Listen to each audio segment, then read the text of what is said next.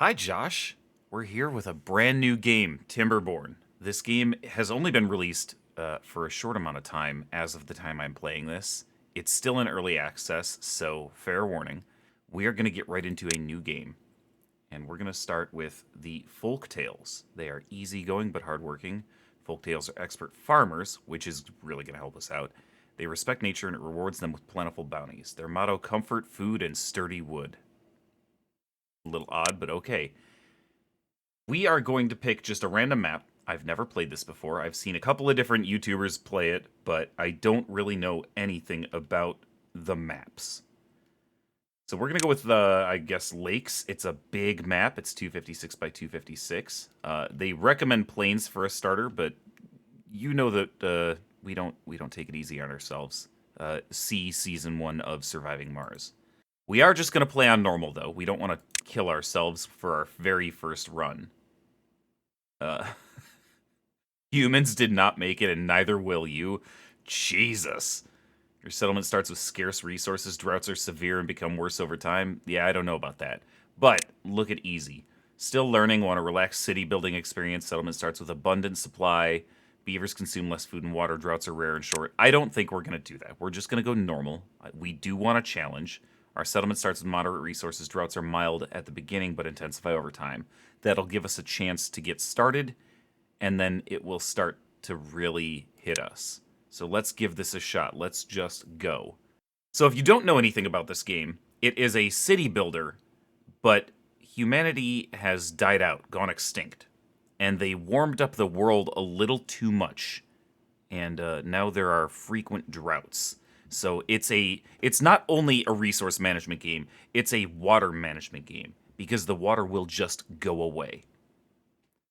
Also, because humanity died out, we are beavers. If that wasn't obvious already. What would we like to call our settlement? Well, it's the post-apocalypse, so let's go a little bit Lovecraftian. We're going to call this place So Many Teeth. Alright, this is the district center. Anytime we have a district, which we can set up multiple districts across this map, we will have a district center. I'm going to pause it right here so that we don't waste our time just talking and exploring the menus and stuff. There's a lot going on in these menus. Let's see, that's the cut trees. There are different crops that we can grow: carrots, potatoes, wheat. We can do blueberries, which is what these guys are. We can plant trees. And then there's all sorts of different buildings. Here's our demolish menu and our assign priority menu, which is good. We can tell them which things we want to build first, second. These are our paths. That's how the beavers get around everywhere they're going to go. The district center, which is this thing. District gate, which is how we separate the districts. So if we drew a path over here up to this little natural stairway and then built another district center over here, we would have to assign a gate to split the districts. We've got stairs and all sorts of different paths and platforms, bridges. The reason there's a little lock icon in all of these is because we need science to unlock things, and we will build a little scientist shack soon. We can also do landscaping with dams and levees and floodgates. The explosive factory is going to be very important for us because that's how we can change the height of the land and how we can make the water move in different ways. We've got our various storages. The labor buildings are going to be important. Hauling posts is how you make more beavers move more resources around. Builders' huts just assigns more builders. This, by default, can fit up to 4 builders.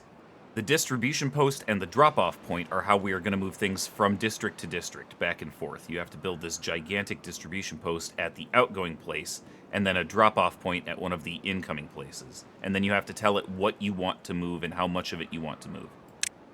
We've got our various housings. There's 5 different kinds of houses. And then we've got stuff like water pumps, water dumps, water tanks, and irrigation towers. Now, the first thing that we should do is we should go with the food and put a gathering flag, like over here. And it will catch all of those berry bushes no matter where we put it right around here.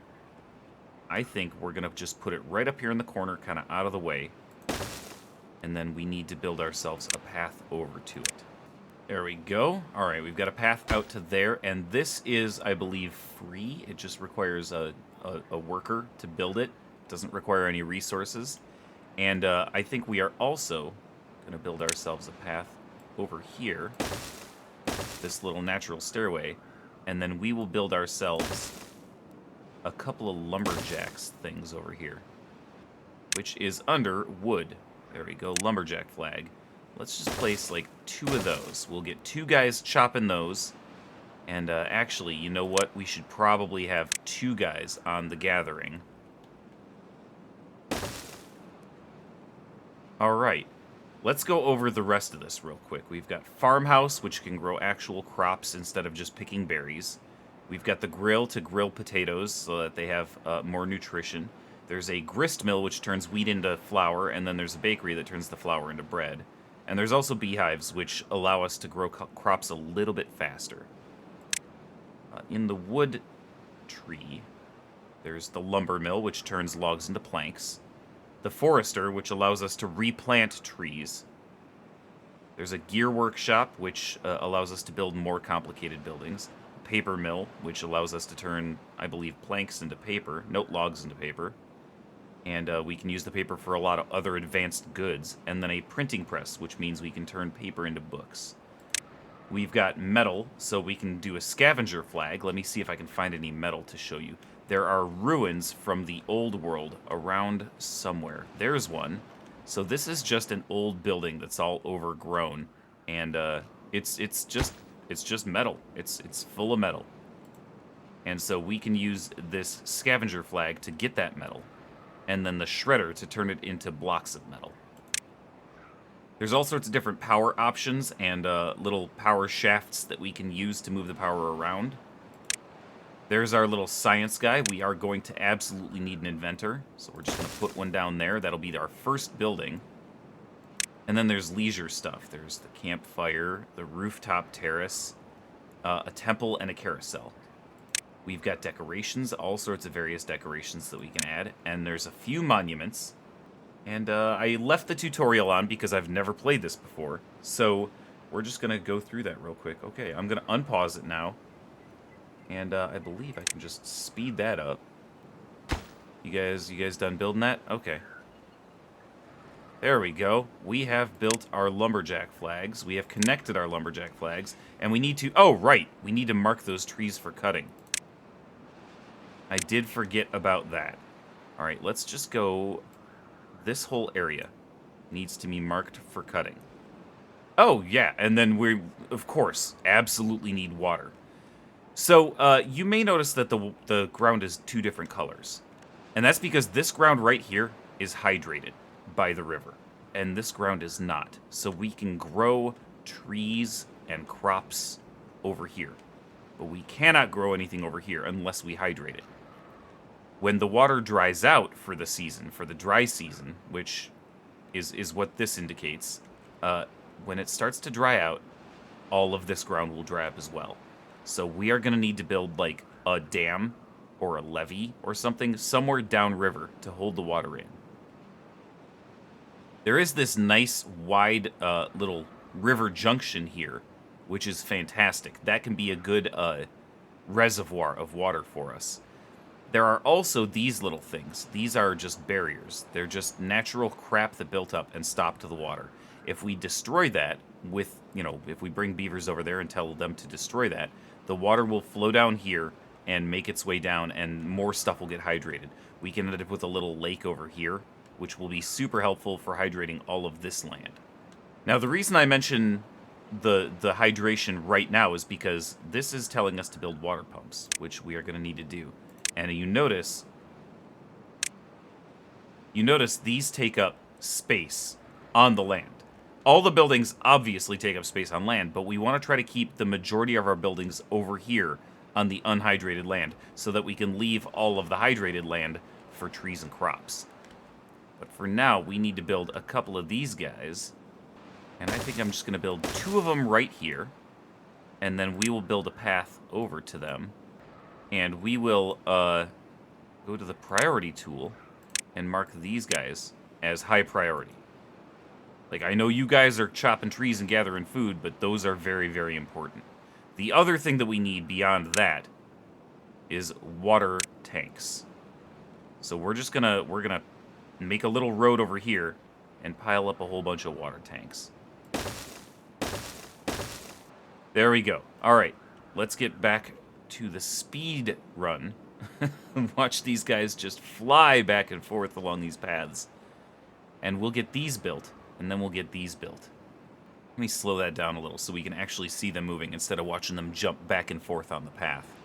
Ah, that's what these numbers are. Okay, so we do have one unemployed beaver, which means I can probably assign one more as a builder. There we go. Once we make other stuff, we will need more beavers to work that. But for now, we've got 3 working in the district center as builder, 2 gatherers, and 2 lumberjacks.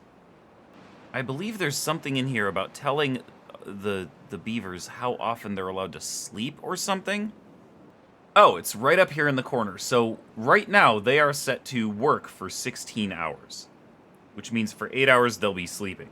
And that, you know, makes sense in the real world. But they don't even have houses yet, so they're just going to be sleeping on the paths. So I think we're going to move them up to 20 hours. And I don't think there are any negative effects for now. What is this? I don't know what this is. With the up and down arrows and the little infinity symbol. No idea. This is our calendar. We are in cycle 1, day 1. I believe after a drought ends, it changes to a new cycle. I think that's how the game tells time. Okay, so this is okay. Global view is good. So we can switch back and forth between District 1, District 2, you know, however many districts we have, and then just go to global view after, I think. Yeah, there we go. Okay, so I can just flip back and forth between districts with this, and then when I'm done, I can click out. But this will let me see how big the district is right now. As we build more paths, this border will expand, but it's not infinite. I don't know how big I'm allowed to make the district. Oh, there we go. We're building a water pump. Hell yeah.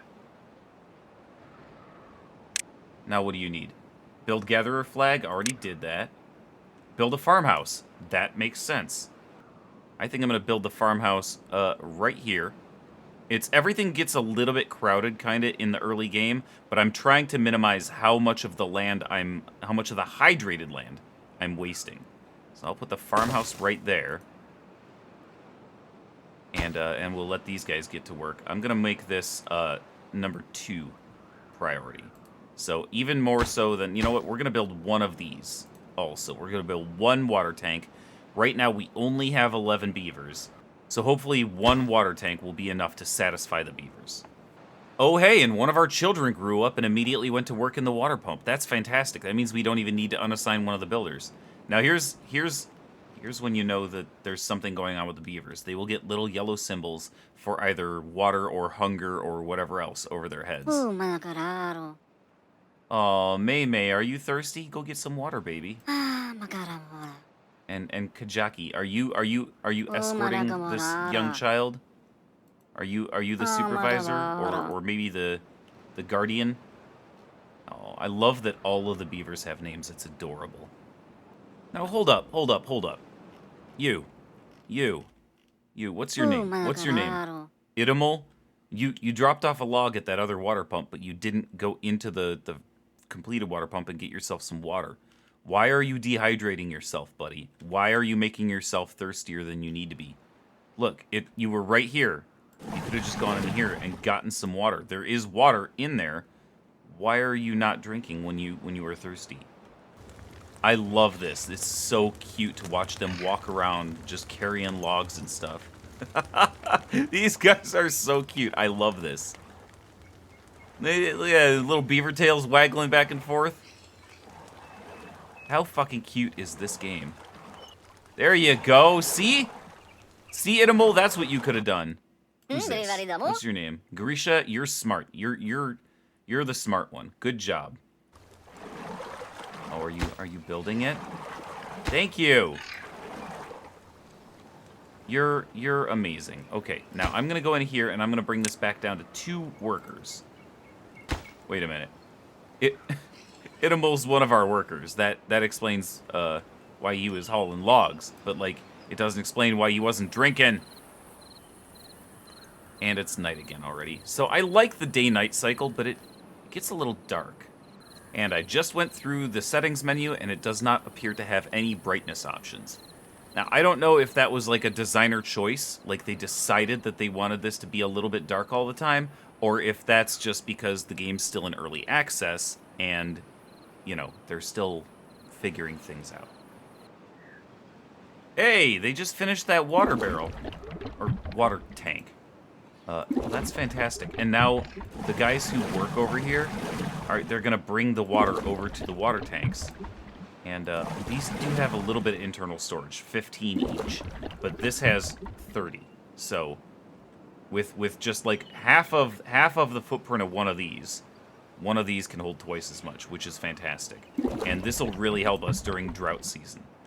Now we need to get this farmhouse built, and they're actually making solid progress on that with the logs. But we are going to be running out of trees pretty soon.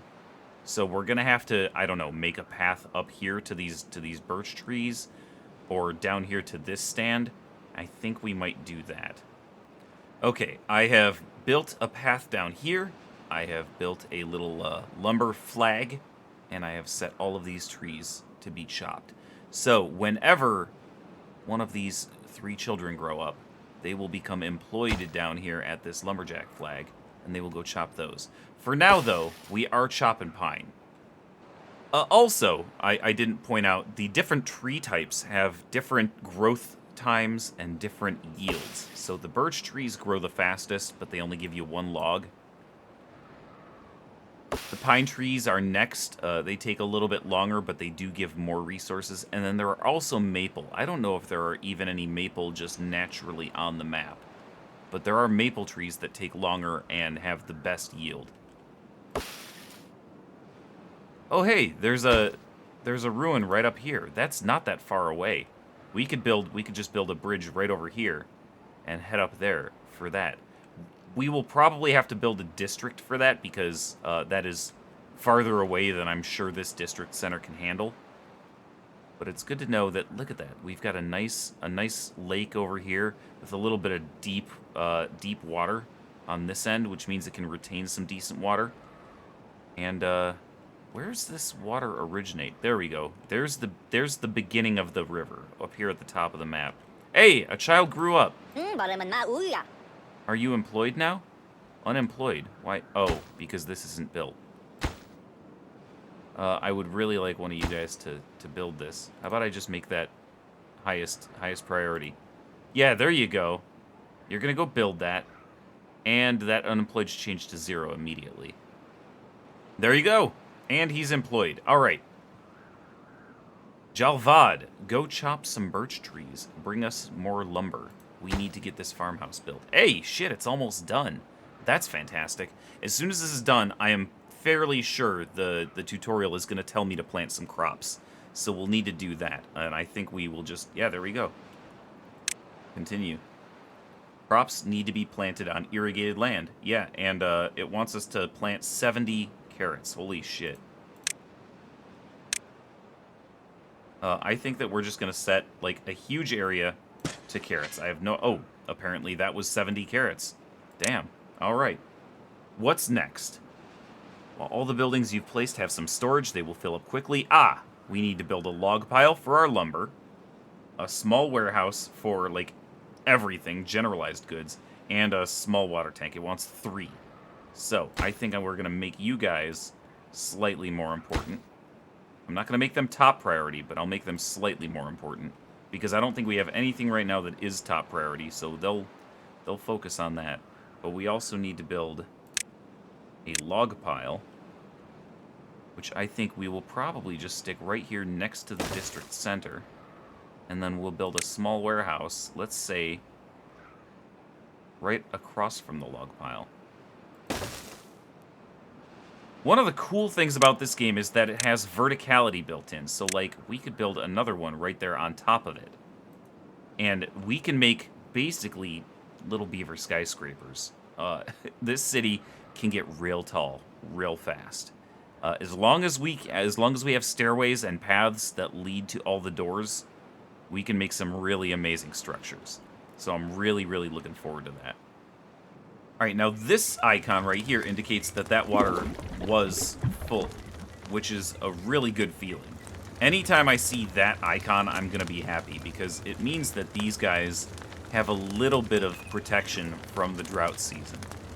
The more of these icons I see over water tanks, the happier I will be. Because you can run out of water really, really fast during a drought. Alright, we've got a second water tank, and our water guys are bringing water over to fill it up. That's fantastic. Alright, they're working on this third tank, and I've also increased the priority slightly for the log pile, because I realized this guy was full. They're only taking logs from here and from here. So we need to get this log pile built so that they can bring all of the logs down here, and they are a little bit more centrally located. And we should probably get this inventor built so that we can start getting science so that we can unlock better things. But I am kind of trying to stick to the tutorial right now because I have a feeling they wouldn't intentionally lead me wrong. The tutorial exists for a reason. So I'm just going to kind of let it guide me through this first colony, this first settlement, and we'll see what we can do from there once the tutorial tells us we're all growed up and ready to run a colony on our own. Alright, our third tank is built and full. This is a really good feeling. The log pile is complete, and they should be working on this inventor. Now they'll also get to the small warehouse eventually, and all of these other water tanks. I believe, but I'm not 100% sure. They prioritize whatever you placed first. So they'll build this, then they'll build this, then they'll build this, then they'll build this, and then eventually they'll get to the warehouse. Unless I increase the priority, which I would like to do because we already have 3 water tanks. So they've completed this little science inventor building, but we do not have a worker in there. And that's fine. That's totally fine. I wanted the building built. We don't need it to be staffed up immediately. We do have 2 farmers working in the farmhouse because our last child grew up, and that's fantastic. Because that means that these guys are more likely to be able to harvest all of the crops in a timely fashion. This area is starting to run a little bit low on trees, and so what I'm going to do is I'm going to take the path and I'm going to bring it up here. We're going to put another lumberjack flag right over here. Actually, I wonder... Yeah, this will catch everything. Alright, we're going to put this lumberjack flag right here. But we're not going to worry about getting that built, and we're not going to worry about staffing that up just yet. Because we want these to get chopped first, and then once those are all chopped, we can either pause or demolish these. We're not going to demolish them, we're just going to pause them, because once we can build a forester, we can plant trees all over this area. So I think what I would like to do is I would like for this entire area here to be my farm, and then this area up here can be for trees. As we grow, we are probably going to take over some more of this area with crops, but we could also always build those irrigation towers like up here or down here, and we could get more crops growing in here. Keep in mind also, there is a barrier right here that once we remove it, will send water all through here, and once we remove these barriers, we can fill this thing up and all of this will be irrigated. Oh shit. We completed the warehouse, so we can hit continue on this. Alright, now you want us to build 6 lodges. 6 lodges, or just enough lodges for 6 beavers? I'm not sure what this is telling me, but we have the lodge, and we also have the lodge mirrored, so we can tell it which side we want the door to be on. Now what I'm going to do is I'm just going to put that there, and there. I don't know why I put them with opposite doors. It looks cute. And then we'll do one there. And there. Now we're just going to let them go at their own pace. We're not going to rush it. But, we'll just see what happens. Alright, buddy. Thanks for hanging out with me while we checked out this new game. I am really enjoying it, so expect to see a lot more of it on the channel in the future. I'll talk to you soon, brother. I miss you.